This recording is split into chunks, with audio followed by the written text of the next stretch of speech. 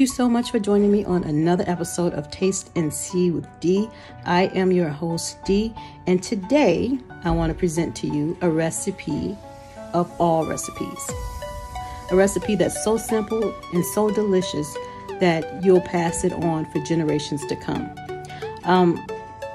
So when I talk about this recipe, I talk about it being near and dear to my heart because it's a recipe that I used to come home to, that my mother would cook. And if I've had a bad day at school or at work, and I came home and I smelled oxtail soup, I knew the rest of my day was going to be well.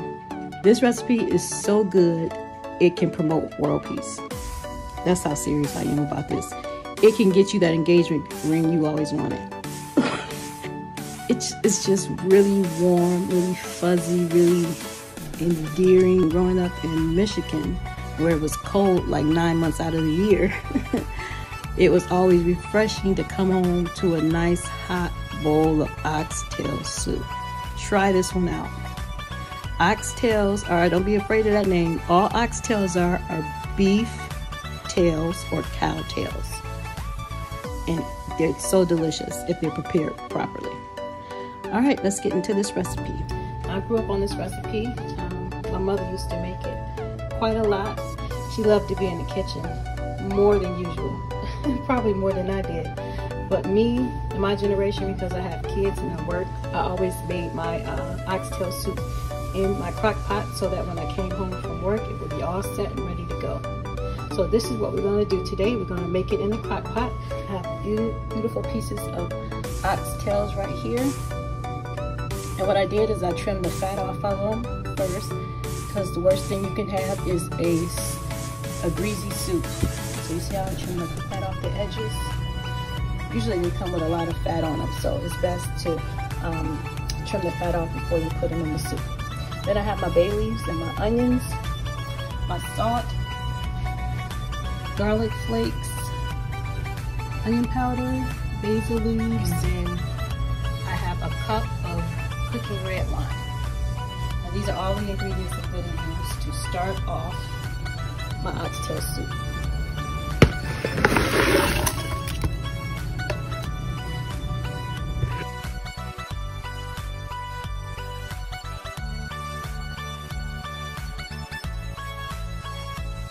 To cover the top of these oxtails here.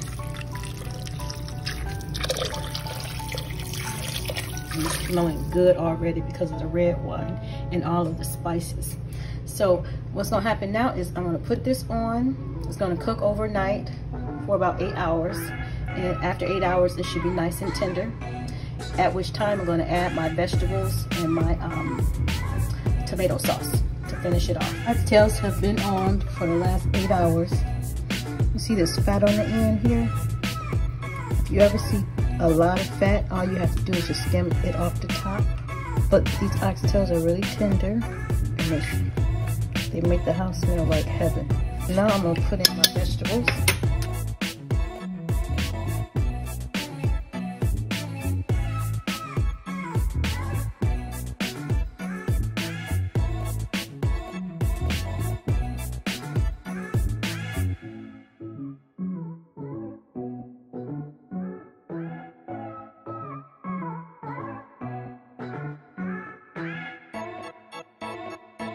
So I'm going to add more salt, more pepper, more red pepper flakes, and dried garlic.